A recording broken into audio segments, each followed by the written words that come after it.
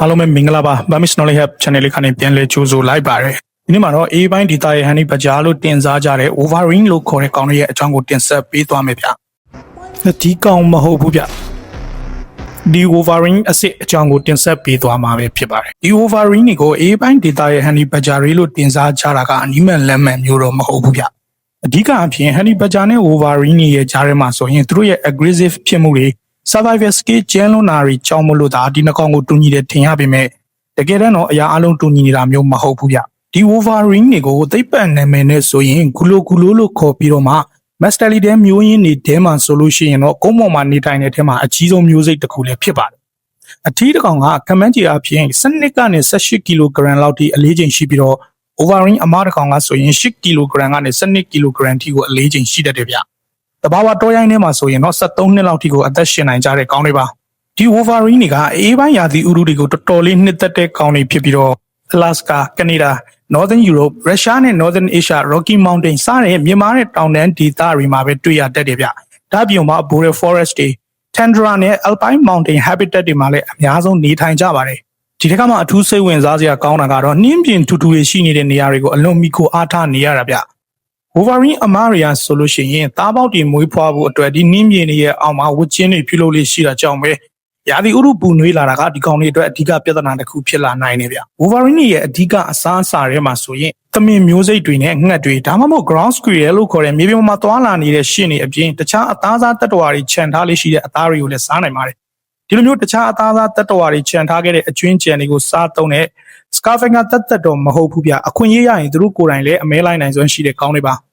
Wolverine ရဲ့အထူးခြားဆုံးအချက်ကခန္ဓာကိုယ်အရွယ်အစားနဲ့ရှင်ရင်တော်တော်လေးကိုမာကျောပြီးတော့တန်မာတဲ့ကောင်တွေဖြစ်ကြတယ်ဗျဒီကောင်တွေမှာဆိုရင်အားကောင်းတဲ့မေးရိုးတွေရှည်လျားပြီးတော့ကွင်းညွတ်ချွန်ထက်နေတဲ့လက်သေးတွေနဲ့နှင်းမြင့်ပေါ်မှာလမ်းလျှောက်ဖို့အတွက်တင့်တော်တဲ့ကျယ်ပြန့်တဲ့ခြေပွားတွေဒါအပြင်ကိုမှ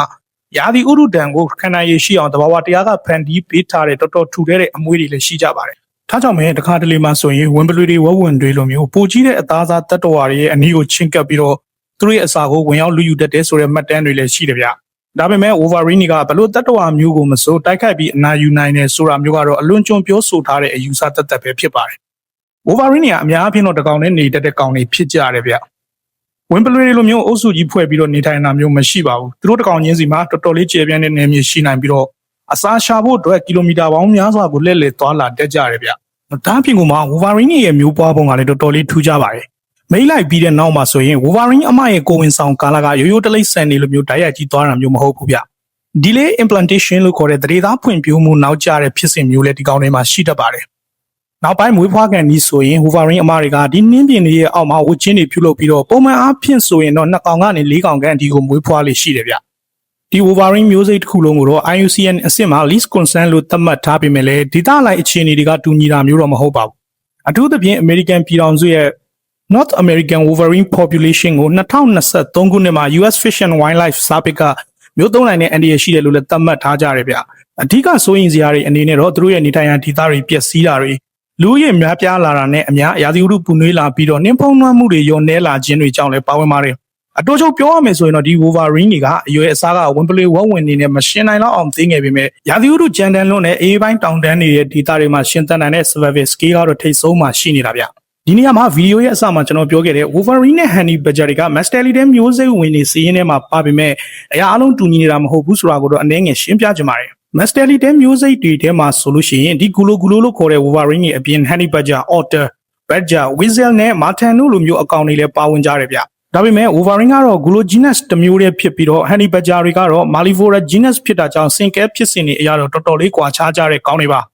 ါဒါပေမဲ့လူတွေကဘာကြောင့်မို့လို့ဒီနှစ်ကောင်ကိုမကြာခဏနိုင်ရှင်နေကြတာလဲဆိုတာကိုလည်းဒီနေရာမှာနည်းနည်းလေးထပ်ပြီးတော့ပြောချင်ပါတယ်။ Wolverine ကဆိုရင်အေးတဲ့ဒေသမှာအဓိကနေကြပါတယ်။ Honey Badger တွေကတော့အားလုံးသိတဲ့အတိုင်းအာဖရိကနဲ့အာရှတိုက်ရဲ့ပူနွေးတဲ့ဒေသတွေမှာနေထိုင်လေးရှိတယ်ဗျ။နေထိုင်မှုပုံစံမှာဆိုရင်လည်း Wolverine ရော Honey Badger ရောနှစ်မျိုးစလုံးကအများအပြားတစ်ကောင်နဲ့နေထိုင်တတ်ကြတဲ့ကောင်းတွေပါ။ဒါအပြင်ကမှတန်မာရာချင်းကလည်းတူတယ်ဗျ။အသေးကောင်တွေကိုစားတတ်တာတွေအပြင် aggressive ဖြစ်တာတွေကလည်းဒီနှစ်ကောင်လုံးမှာတူညီမှုရှိနေပါတယ်။ဒါကြောင့်ပဲလူတော်တော်များများကတော့ဒီလိုမျိုး Honey Badger နဲ့ Wolverine တွေကိုဒေသမတူညီတဲ့အမွာညီကိုတွေလို့တင်စားကြတာပဲဖြစ်တယ်ဗျ။ဒါပြင်ကမှ Wolverine ကိုမြောက်ဖက်ပိုင်းက Honey Badger တွေလို့လူတွေကအလွယ်ပြောကြပေမဲ့သိပ္ပံနည်းလမ်းအကြတော့ဒီလိုမျိုးတိုက်ရိုက်တူညီနေတဲ့တလိပ်ဆန်တွေမဟုတ်ကြပါဘူး။ Wolverine ကလည်းအသေးကောင်တွေကိုစားတတ်ကြတဲ့ကောင်တွေဆိုပေမဲ့သူတို့ကိုယ်တိုင်လည်းအမဲလိုက်နိုင်စွမ်းလည်းရှိကြတယ်ဗျ။ အများအပြားဒီကောင်တွေဖန်စီစားတောက်လေးရှိတဲ့တတ္တဝါတွေကဆိုလို့ရှိရင်တော့ယုံမျိုးစိတ်တွေ ground squirrel လို့ခေါ်တဲ့ရှင့်တွေနဲ့ကြွက်မျိုးစိတ်တွေတခါတလေမှာငှက်တွေဒါမှမဟုတ်လို့ရှိရင်သမင်အကောင်ပေါက်လေးတွေနဲ့ဒဏ်ရာရပြီးတော့အားနည်းနေတဲ့တချို့သားကောင်ကြီးတွေအထိပါဖန်ဆာနိုင်ကြပါတယ်ဒါနောက်ထပ်အန်ဩစရာတစ်ခုအနေနဲ့ဆိုရင်တော့ Wolverine တွေကသူတို့ရဲ့ခန္ဓာကိုယ်အရွယ်အစားအများကြီးကြီးတဲ့သားကောင်ကောင်တတ်နိုင်တဲ့အခြေအနေတွေလည်းရှိတတ်တယ်ဗ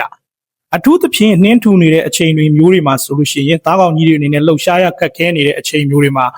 Wolverine တွေကအခွင့်အရေးယူပြီးတော့အမဲလိုက်နိုင်ကြပါတယ်ဒါပေမဲ့လည်း Wolverine တွေကတမင်လိုအကောင်ကြီးတွေကိုတော့မှပုံမှန်အမဲလိုက်နေတဲ့ဆိုတာမျိုးတော့တရသေးယူဆလို့မရဘူးဗျအများအပြားတော့သိငယ်တဲ့သားကောင်တွေအားနည်းနေတဲ့သားကောင်တွေဒါမှမဟုတ်တခြားသားစားတတ္တဝါတွေကနေခြံထားခဲ့တဲ့အကျွင်းကြံတွေကိုစားသုံးတာကသာသူတို့ရဲ့နေထိုင်မှုပုံစံအစစ်အမှန်ဖြစ်တယ်ဗျဒီနေရာမှာတခုပြောချင်တာကအသေးကောင်စားတယ်ဆိုတာကလည်းတကယ်တမ်းတော့တော်တော်လေးကိုအရေးကြီးတဲ့အစာကွင်းဆက်ဖြစ်စဉ်တစ်ခုဗျစောင်းရသည်လိုမျိုးအစားအစာရှားပါတဲ့မြောက်ပိုင်းဒေသတွေမှာဆိုလို့ရှိရင် Wolverine တွေအတွက်အသေးကောင်တွေကတော်တော်လေးကိုအရေးကြီးပါတယ်ဥပမာအနေနဲ့ဆိုလို့ရှိရင်ဝင်းပလွေးတွေအနေနဲ့သားကောင်ကြီးတွေကိုအမဲလိုက်နိုင်ပေမဲ့သူတို့အမဲလိုက်ထားတဲ့သားကောင်ကို100%စားသုံးမှုဆိုတာတော့မဖြစ်နိုင်ဘူးဗျဝင်ပလူတွေရဲ့မေးယိုးနဲ့ကြိုက်အားတွေရဒီကောင်တွေရဲ့အယိုးတွေအသားအကျွင်းကြံတွေကိုမစားသုံးနိုင်ရင်ဒီကနေပြီးတော့ဘက်တီးရီးယားပေါက်ဖွားတာတွေလည်းဖြစ်လာနိုင်ပါတယ်ဒါပေမဲ့ Wolverine တွေကတော့အနည်းငယ်ကွဲပြားတယ်ဗျသူတို့ရဲ့အားကောင်းတဲ့မေးယိုးတွေနဲ့သွားတွေကဆိုလို့ရှိရင်အေးခဲနေတဲ့အသားနဲ့အယိုးနားလေးမှာကတ်နေတဲ့အကျွင်းကြံအသားတွေကိုပါစားသုံးနိုင်အောင်ထိကိုတန်မာကြတယ်ဗျဒါကြောင့်ပဲသဘာဝပတ်ဝန်းကျင်ညဉ့်ညမ်းမှုကိုရှော့ချပေးနိုင်တဲ့အတွက် Wolverine ကို Honey Badger နဲ့နှိုင်းယှဉ်တာထက်ကိုအေးပိုင်းဒေသရဲ့ hyena တွေလို့ခေါ်ဆိုတာကပို့ပြီးတော့သဘာဝကျမယ်လို့တောင်ထင်ပါတယ်ဒါကြောင့်ပဲ Wolverine ရဲ့အဓိကအားသာချက်ကခန္ဓာကိုယ်အရွယ်စားကြီးမားတာခွန်အားတန်မာတာမဟုတ်ဘဲနဲ့ဖြစ်လာတဲ့အခြေအနေတွေပေါ်မှာအသုံးချပြီးတော့ရှင်သန်နိုင်တဲ့ survival skill ကျန်းလွန်းတာပဲဖြစ်တယ်ဗျဝွန်ပလွေတွေဝဝွန်တွေလိုမျိုးပိုကြီးတဲ့ predator တွေနဲ့ဓာတ်ရိုက်နှိုင်းယှဉ်မယ်ဆိုလို့ရှိရင်တော့ Wolverine ကတော်တော်လေးသေးငယ်ပါတယ်ဒါပေမဲ့အစားအစာရှားပါတဲ့ဒီလိုမျိုးအေးခဲနေတဲ့တောင်တန်းတွေပေါ်မှာကိုယ်တိုင်လည်းအစာရှာဖွေနိုင်တယ်လို့အသေးကောင်တွေကိုပါအသုံးချပြီးတော့စားတောက်နိုင်တာကြောင့်ပဲဒီကောင်တွေကအောင်မြင်တဲ့ survivor တစ်ကောင်ဖြစ်နေခဲ့တာဗျဒါအပြင်ကမှဒီ Wolverine တွေကတော်တော်လေးကိုတတိကောင်းတဲ့ကောင်တွေဖြစ်ပြီးတော့သူတို့ရဲ့အစာကိုကာကွယ်ရမှာလည်းပြင်းပြင်းထန်ထန်တုံ့ပြန်တတ်ကြပါတယ်ဒါပေမဲ့ဒီကောင်တွေရဲ့ reputation ကတော့ Honey Badger တွေလိုမျိုးအကြောင်းမဲ့ရန်လိုနေတဲ့ကောင်ဆိုတာမျိုးတဲ့တန်မာမှုတွေမကြောက်တတ်မှုတွေသူ့ရဲ့အစာကိုကာကွယ်လိုမှုတွေနဲ့ကောင်းမွန်တဲ့ survival ability တွေနဲ့ပို့ပြီးတော့သက်ဆိုင်နေဗျဒါကြောင့်မို့လို့ဒီ Honey Badger နဲ့ Wolverine ကိုတေချာနိုင်ရှင်ကြည့်မယ်ဆိုလို့ရှိရင်တော့ aggressive ပိုင်းသီးသန့်ကိုကြည့်ရင် Honey Badger ကတာပါတယ်ဒါပေမဲ့ခန္ဓာကိုယ်အရွယ်စားအင်အားအေးပိုင်းဒေတာမှာရှင်သန်နိုင်မှုနဲ့တခြား physical power တွေကိုထည့်တွက်လို့ရှိရင်တော့ Wolverine ကပို့ပြီးတော့အသာရနေတယ်ဗျ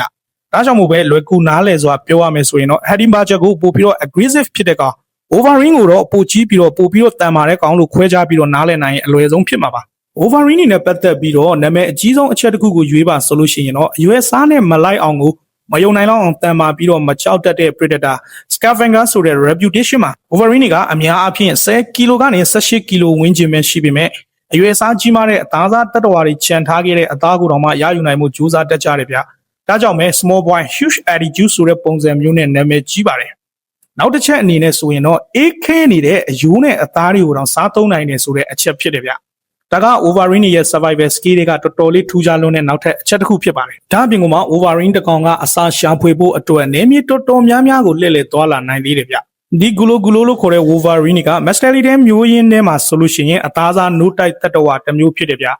Weasel, Marten, Otter, Badger, Honey Badger နဲ့ဆွေမျိုးဖြစ်ပေမဲ့ Wolverine ရဲ့ခန္ဓာကိုယ်ကအေးမြတဲ့မြောက်ပိုင်းဒေသရဲ့အစားအစာရှားပါတဲ့အခြေအနေမှာရှင်သန်နိုင်မှုအတွက်ကိုစင်ကဲပြောင်းလဲလာခဲ့တာပါWolverine ရဲ့ခြေထောက်တွေကတော်တော်လေးတိုပြီးတော့ကိုယ်တွေကရှည်လျားပါတယ်အမွေးတွေကလည်းထူထဲတယ်ဗျဒီလိုဖွဲ့စည်းပုံကြောင့်ပဲကိုယ်လေးချိန်ကိုခြေထောက်တွေကနေခိုင်ခိုင်မာမာထမ်းထားနိုင်ပါတယ်ဒါအပြင်ကမှနှင်းတော်ထဲမှာကောင်းကောင်းမွန်မွန်လှုပ်ရှားနိုင်တယ်အသေးကောင်တွေကိုဆွဲယူရတဲ့အခါမျိုးတွေမှာဆိုလို့ရှိရင်လည်းတန်တန်မာမာနဲ့ဆွဲယူနိုင်ပါသေးတယ်